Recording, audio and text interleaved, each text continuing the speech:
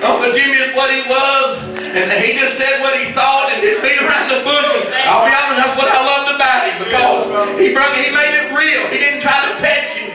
And he said, boy, you know you ought not be shacking up. Hey, I knew that's right. I just put my head down. And he said, son, is she a whore? And I said, no, sir. He said, why are you treating her like one? You know, and some people say, well, that ain't the love of God. But buddy, he loved me. That's why he told me what I was doing was wrong. He loved me enough not to change, not to smooth it up, not to pat me on the back, but he just told me where I was at, and I was on my way to hell. He was honest with me. I know a lot of people a lot of people did not like his honesty. And this generation surely hates people like that. But I honestly, there ain't a day that don't go by in my life that I pray for God to raise up men and women that would bear that same honesty that he bore, and would not be afraid to stand and look you in the face and tell you the things that you're doing wrong, that they're wrong. Folks, that's real love.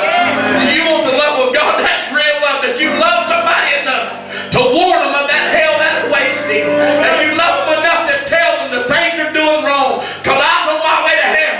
Oh yeah, I knew, but buddy, somebody had to stand in my face and tell me that I was going there and the things I was doing was wrong. I appreciate him for that.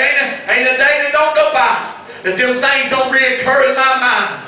Can't hardly pray or think about God, the influences that him and Aunt Caroline has made in my life. I tell you, God's real tonight. Ain't you glad that God will raise people up, put them in your life, and use them?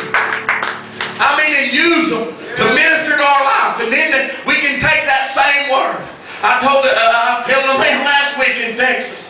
I said, man, you ain't never heard of tribulation preaching.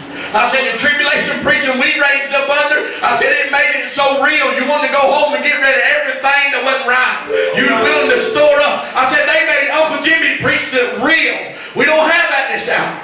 You don't find preachers that preach tribulation that real anymore. It don't concern us. It don't scare. It don't put that fear of God back in us. But buddy, when he preached it, we believed it.